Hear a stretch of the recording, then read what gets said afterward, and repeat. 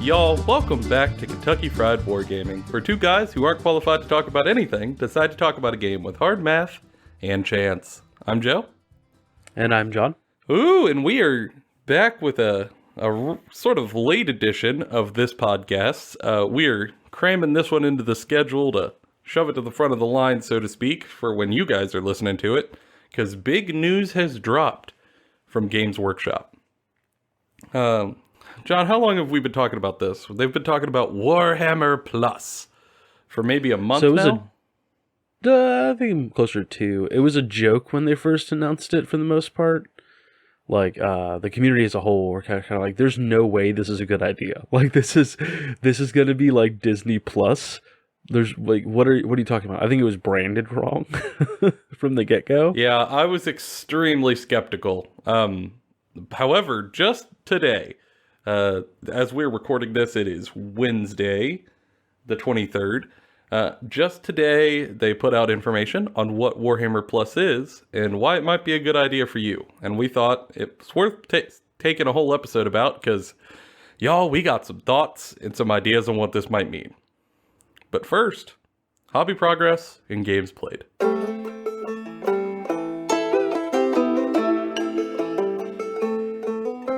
All right, so John, what have you been up to?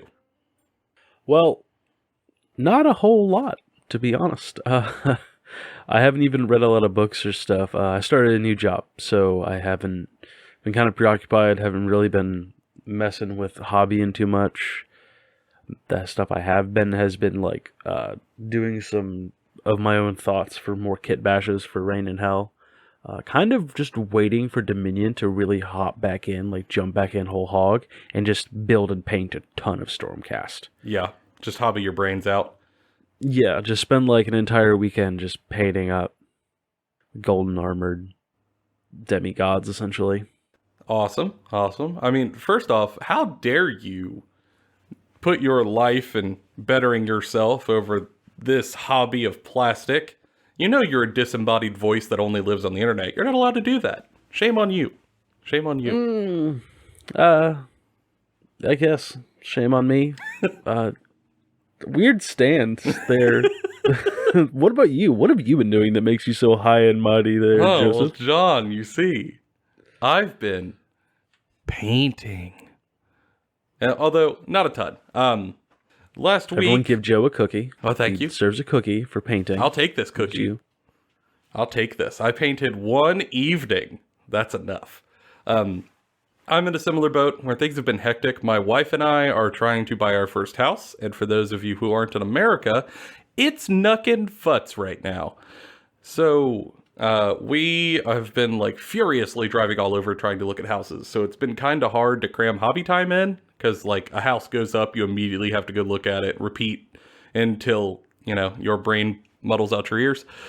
However, I was reading some of the rules for 3rd edition and kind of pondering what it could mean for Sylvaneth, and it got me in the mood to try to rehash my Sylvaneth paint scheme with some of the skills that I've acquired since I first started painting them long ago. So I broke out a Tree Lord Ancient, primed over what I had done before and just sort of started getting to work.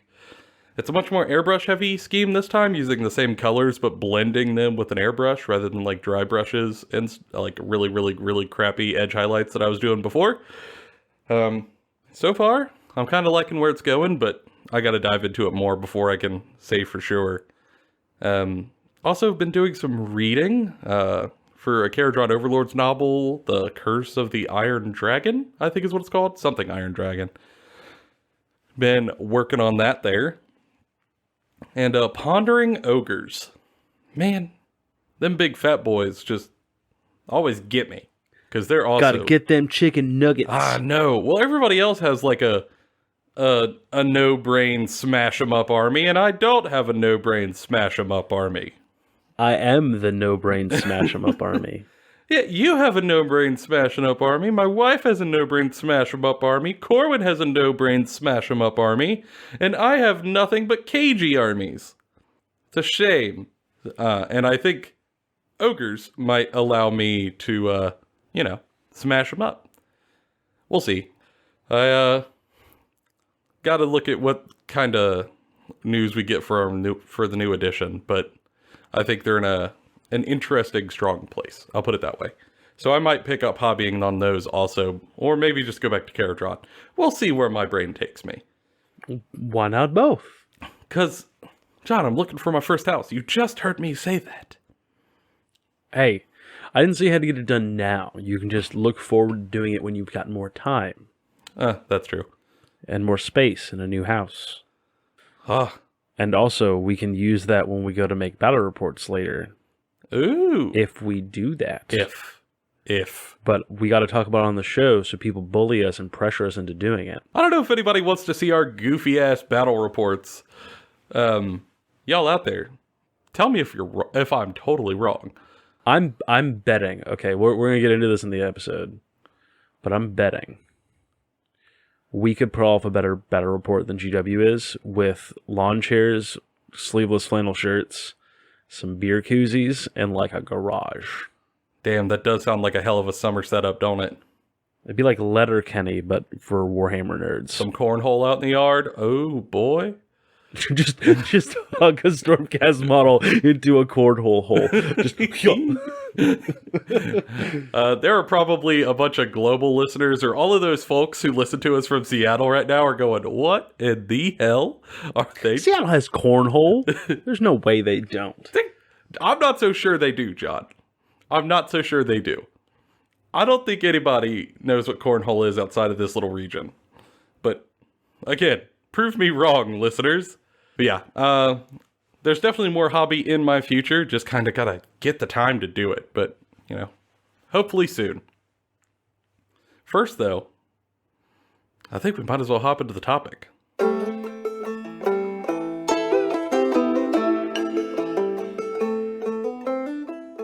All right, John.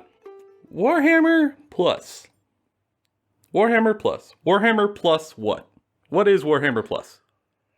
Well, so Warhammer Plus is a service that was announced alongside that they are making a bunch of animations. And so everyone, when it was announced, thought that it was just going to be a streaming service like Disney Plus or like Amazon Prime Video or Hulu or Netflix. It is not. That is part of it. It's not the whole thing. Hallelujah. Because that would have been bad. That would have been bad. From a 1,000-point view, it is a bunch of different services from Warhammer put together in one place. And for the most important part, a $6 a month price point. And a lower dollar per month price point if you buy it with like the 1-year bundle. Which is $60. Yeah, so you could get it at like $6 a month every month, and they'll just charge you like every service. Or you could pay $60 once, and that means you're good for the whole year, and that works out to $5 a month. I did the math. Yeah, so keep that in mind from the get-go when we talk about this service. Yeah, because I feel $6. like that price point is what makes a lot of what we're about to talk about exciting rather than underwhelming. Because I think this, as an endeavor, lives and dies on the asking price. Because if someone comes to you and tries to pitch you a service, and they're charging, let's say, $20, you're expecting a whole lot for that $20. Depends on how much $20 is valued to you, but yeah.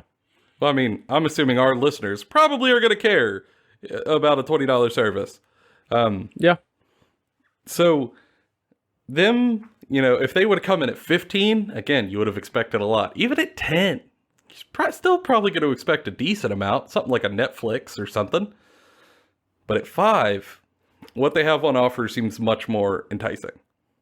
So, all right, there is a number of rewards, but I think there are a few big ones that we'll get into one by one. First off is, as John mentioned, they are going to be releasing their animations here. As everybody has probably seen by now, Warhammer has been hiring content creators from the community, from like YouTube and stuff, to be part of their in-house studios and make them animations that they can release on Warhammer Plus. And they've also hired some other sort of like third-party studios to come in-house and make them animations. All centered. And sound and music and stuff like that. And all of that is going to be centered around making Warhammer-centric content. And I don't mean just 40k, or I don't mean just Age of Sigmar.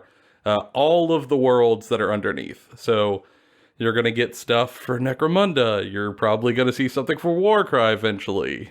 Kill Team. Maybe Blood Bowl. Who knows? Etc., etc. Everything's on the table. And on top of those shows that we'll be releasing every Wednesday, these are episodic. They're not being dropped like how Netflix drops entire shows. They're doing the older way of watching television for those of you who used to watch TV in the 90s. And then, in addition to that, is weekly hobby shows. There's 3 they talked about. They talked about maybe adding more in the future, but the 3 major ones are Citadel Color Masterclass, which is high-level painting techniques, a Warhammer Lore Masters, which is just a lore channel, essentially, in Warhammer. It's official. They're probably going to have some sort of fancy stuff in there. Don't really know a ton about it. And then Warhammer Battle Reports. I think 2 of these sound interesting. I think Battle Reports were a given, but I don't know how GW is going to do them well, because I think Battle Reports live and die based off of who is playing and the interactions between them, not the games themselves. Yeah, I think that's entirely true. Because, of course, let's look at some of the current community, like, Battle Report creators, right? You got Tabletop Tactics, who make Warhammer 40k Battle Reports. And they have a really high production quality, of course, but they're just a bunch of friends, which makes everything much more interesting to watch. And they're good presenters. A lot of them used to be actors. Like, it just works. Although I will say, I watch some that aren't, the best production quality in the world with a studio, but are still fun because the presenters are buds, and it comes across while you're watching. So even though they might be filming on like a cell phone, it's still fun. So it works. And then there's some that like Man Who Reads Book. Most of his channel is a little bit drier. It's not quite so like happy-go-lucky fun times. It's more informative, I should say. Guerrilla Miniature Games. That's the way I'm going to say it. Yeah. Yeah. Everyone references him as Man Who Reads Books. I mean, he is the man who reads every book, and I salute him for his service. I like his channel for that for his non-GW content, when he explores other games, and like you get to actually see that where you don't see that a lot. Yeah. But for me, like, I worry that GW might come in with, an incredible production value, but struggle to make it relatable or believable or entertaining. I hope I'm wrong. I hope they knock it out of the park, but that's going to be the bar is set high, I'll put it that way. And to address an elephant in the room that some of you are probably thinking about right now, and people have been talking on the internet already, hours after this has been announced, these coming out should not mean that they're going to start shutting down your favorite YouTube channels, because those channels, like, that's not how copyright works. They're not going to do that. If anything, this will push content creators to get better, and content creators can now push a GW to get better, because it'll be hilarious if a group of 3 dudes in a garage make better content than a multi-million-dollar company GW. Yeah. Yeah. Oof. It'll be really entertaining. I know some people kind of run to the Chicken Little effect that the sky is falling, but y'all, if they told every content creator other than themselves, stop producing material, it is only us, it would, I can't say it would be suicide as a company, but it would definitely be cutting off a few of your own limbs. And I think that such an anti-community policy would drive a lot of people away. It would. Because one of the reasons why people are willing to spend the premium for GW products is because of how big it is, how big the community is, everything else. Because let's be honest, it's the most expensive war game. It is, by a country mile, yeah. Yeah, and people just won't get invested in that if they see the company being greedy. Like, I do a show about this, and if GW did that, I would probably go, I don't think I want to give you my money. I don't think I'm going to play your game anymore, actually. Like, that would actually be a breaking point for me, is if they just told all these people who've been doing it for years and made them the popular game they are, like, to go screw themselves. I'm not giving them any more money. Yeah, and I think they know that. I mean, the only way that they've had this community going for so long is that, you know, around the advent of 8th edition, when they started to learn their community and use it to their advantage, I think they kind of figured out the landscape. And y'all, they did not get this far by not knowing that their content creators are incredible tools for them to have. There's a reason they grabbed some of said content creators when they wanted to make animations, because they know the skill that people have out here making stuff for them. And I would also argue it's similar when they do their Black Library, like open auditions.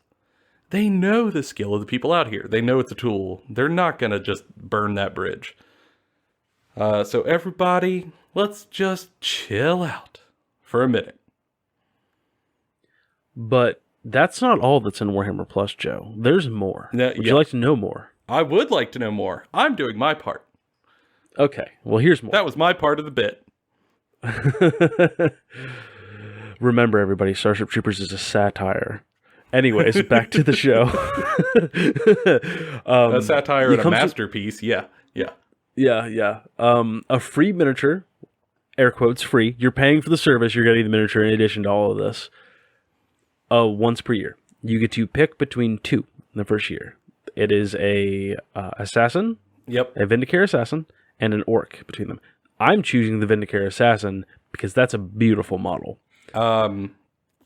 If I played Iron Jaws, I would grab the orc, but I don't, so I'm grabbing the assassin hiding in the statue head every time.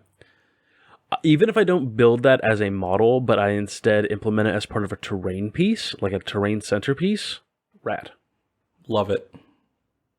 Yeah, it's beautiful. There's not a lot to say there. It's great. They're going to have miniatures every year that you can pick from to get. You can still purchase the other one. Yeah, if you want the second, you can buy it. But you are going to get one as part of your subscription. And they're, at least the two that they showed off for this year are beautiful, unique, sort of dramatic sculpts.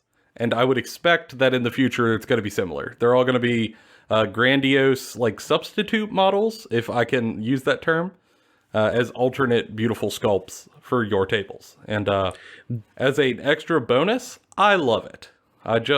They'll be display fodder. That's what they will be. Yeah, and that's great. Like, these are going to be for people who like love to build displays or like Golden Demon, stuff like that. These are going to be molded into like dioramas and stuff.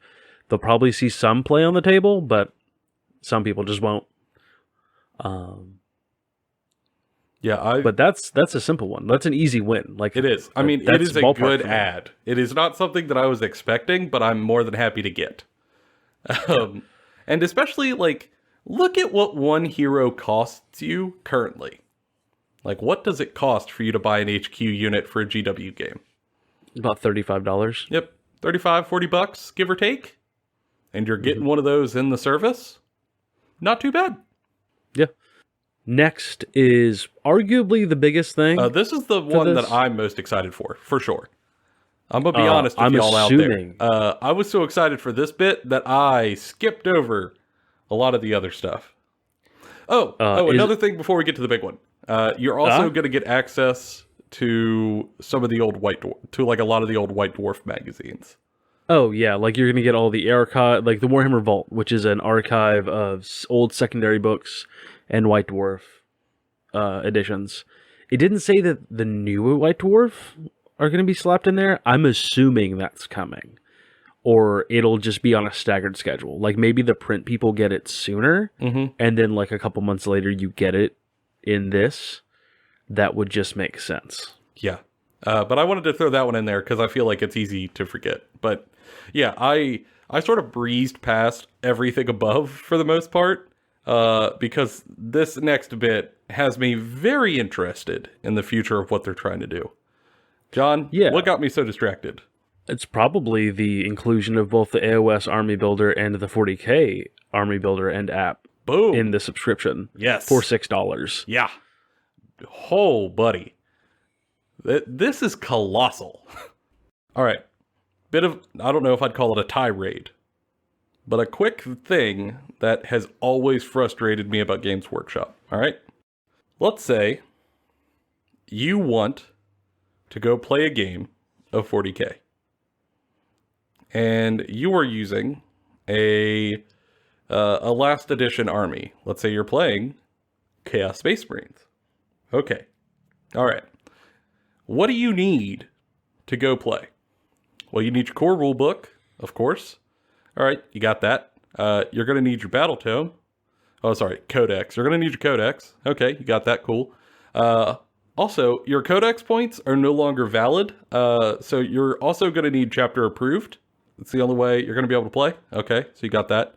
Great. You're also going to need Psychic Awakening because, you know, you got bonus rules in there. So you got to have that more than likely. So, all right, you get that. Cool, we're up to 4 books.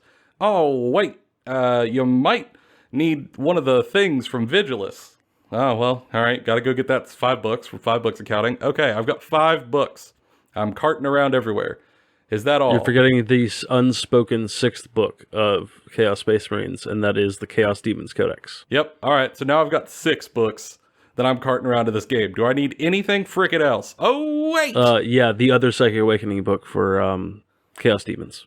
Yeah, exactly. So now you need 7 books. Okay, great. You got 7. John, are you done then? No. No, you also need the 8th book, the General's Handbook. No, that's Age of Sigmar. Oh, chapter proof, I sorry. already said that. Yeah. No, but you're still not done. Because now you need the FAQs for all 7 of these friggin' books. And can you get those in print? No, you have to print them yourself and shove them in. So, like, by the time you... Do they even send you a binder? They should include a 3-ring binder. Good God. I feel like I'm getting ready for my first AP class again. You sheple... What is Warhammer but an AP class that costs too much money? This is AP plastic, okay? Yeah, we're starting class day 1. We will not be talking about the syllabus, and no, I don't accept late assignments or help anybody. That's what it feels like, and it's so frustrating. And that's such a hard sell to a lot of people. That's a lot of books to roll around and play games. Now, of course, it's a little facetious. I totally grant it. Not every army needs that many books. But it's a good example that, like, you need a lot of books.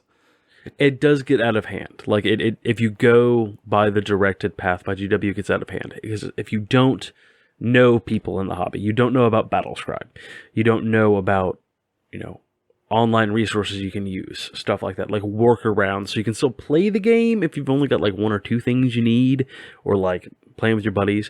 If you're playing a tournament, you're gonna have to buy so much stuff. And there hasn't been ways of like doing this, and like AOS is easier, way easier than 40K with it, but 40K has had a splat book problem, which is secondary books, for a long time.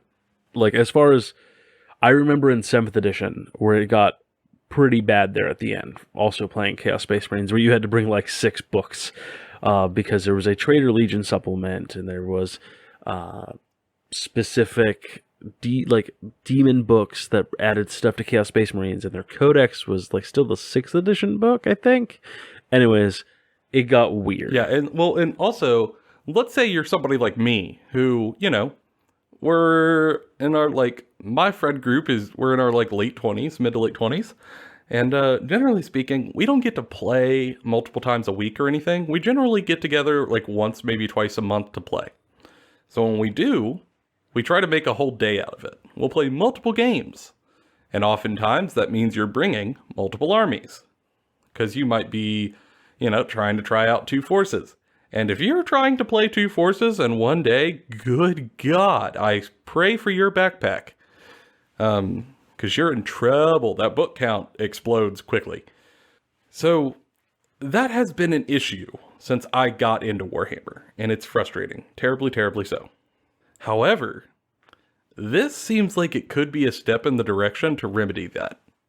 At least in part. Because what this signals to me is that GW is trying to push to a modern format. Largely a a digital format.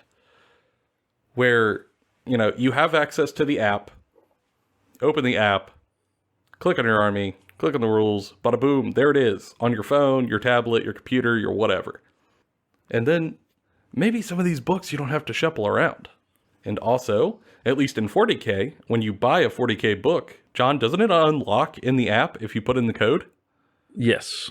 Yeah, so you buy your physical book, let's say you're a Dark Elf player, you run out, you buy your Drukhari book, you're, ooh, I'm so edgy. And you get home, you read your book, you get your code, you put it into your phone, and bada boom! You now have the digital copy in the app.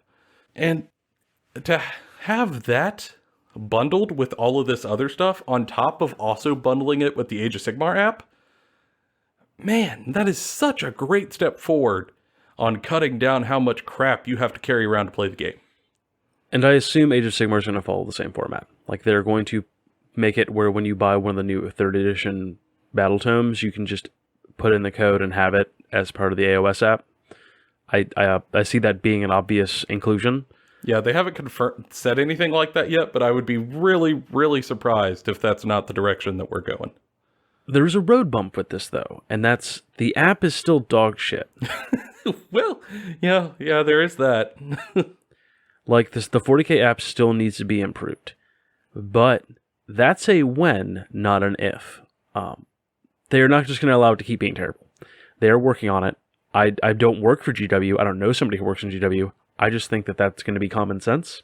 They're not going to spend thousands of dollars making an app and then marketing it and then adding it as part of the service that they want everyone to buy into without wanting to fix the problems it has. Mm-hmm. So that's only going to improve. That dog don't hunt. And so as we go forward, the apps are going to get better. And if enough people buy into this, and this becomes a sustainable business model, it will show GW that maybe they don't need to spend so much money making money off these books. And they can instead put them in releases in this. Eventually, if this does make enough money, that could lead to GW going, all rules digital, pay subscription service. And even if they raise the price on this to $10, I'll pay $10 to have access to whatever rules or secondary books and stuff they release. I'll pay that every month. I don't care. Sure. Most people don't buy more than 1 or 2 books a year anyways, because they normally play 1 or 2 factions. Mm-hmm. Yeah.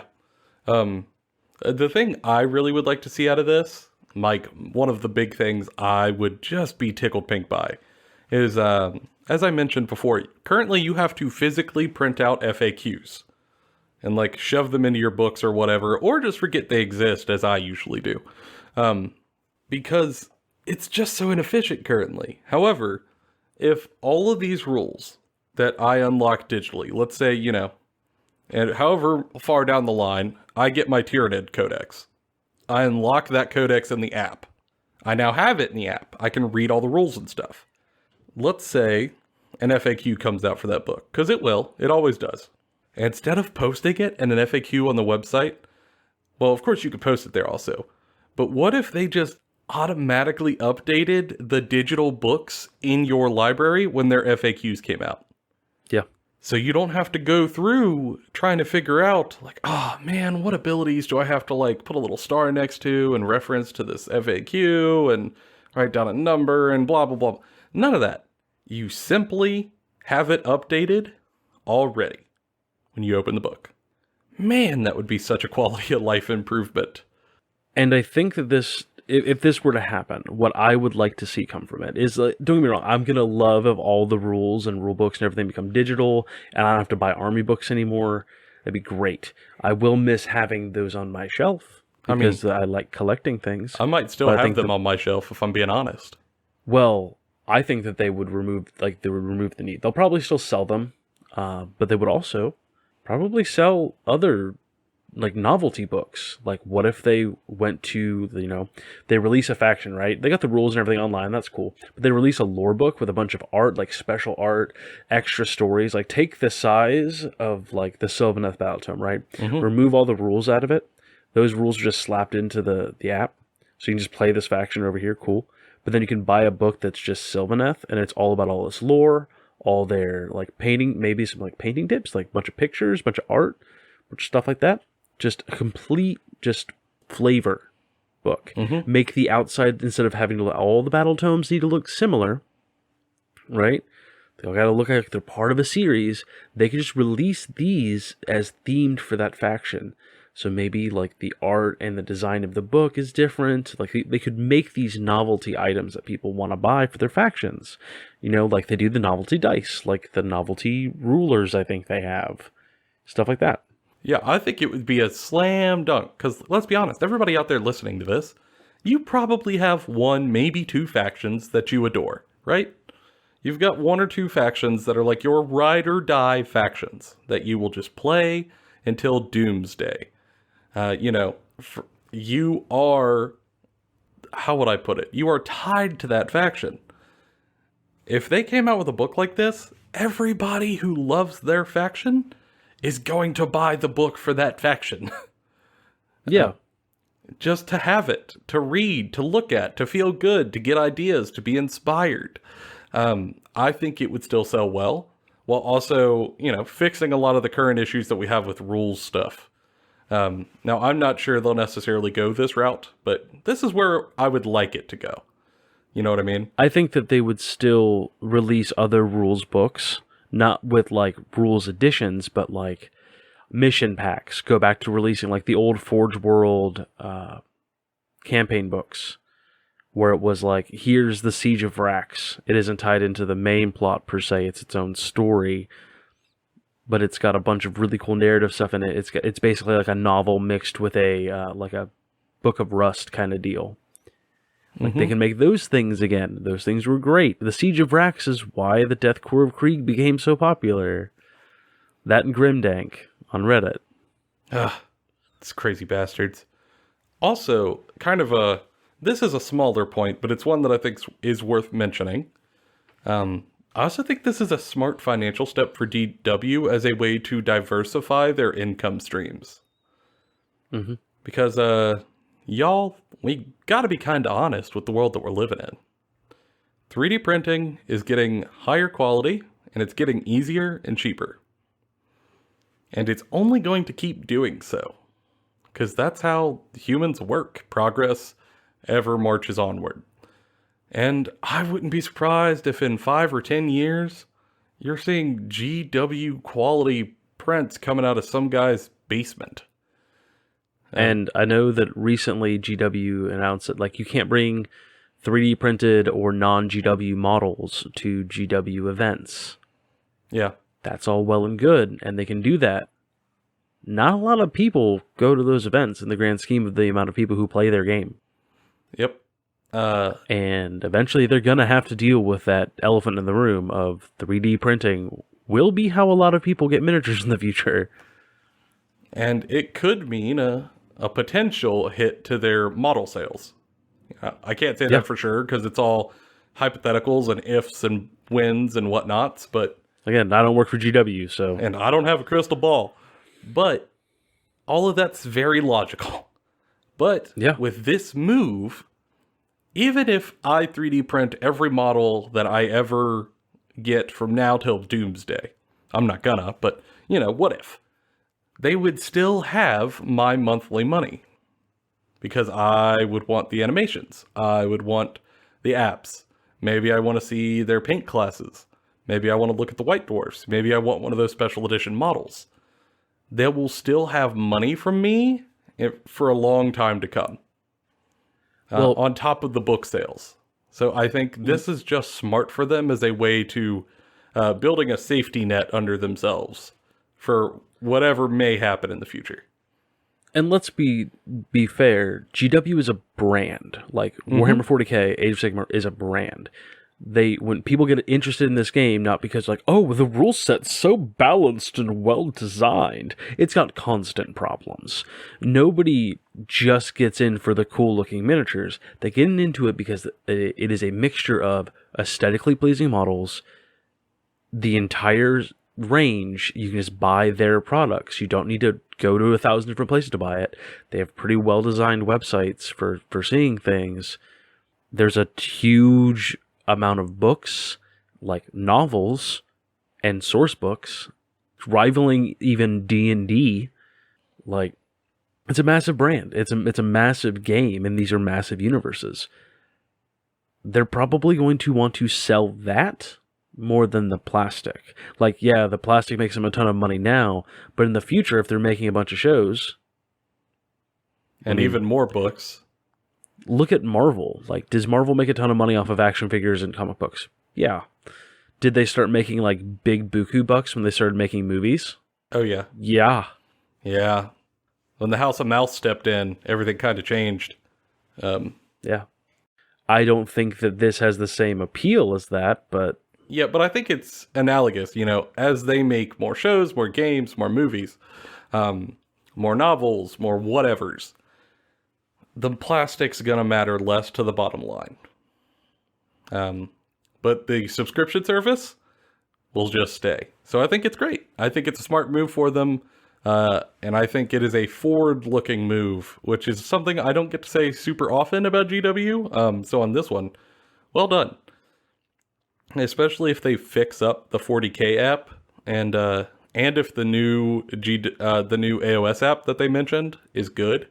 I think they could have a real winner on their hands here. For sure. But y'all, what do you think about Warhammer Plus? I mean, this is kind of unprecedented in the Warhammer hobby. So it's kind of hard to feel the community sentiment. So I would love to hear from you guys what your thoughts are. Are you excited for it? Are you going to get it? And if you are, what are you getting it for? What bit of everything listed are you most excited for? Is it same as ours? Different?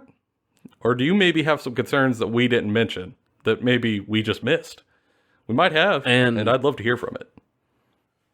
Let us know on Twitter or comment on our YouTube channel, whichever, which of the models you're going to pick. I'm curious to see which one's going to be more popular. That assassin's hard to beat, but, you know. I'm going for the assassin. I don't, it's too good. It's so darn pretty, but the orc's very cool, so let us know.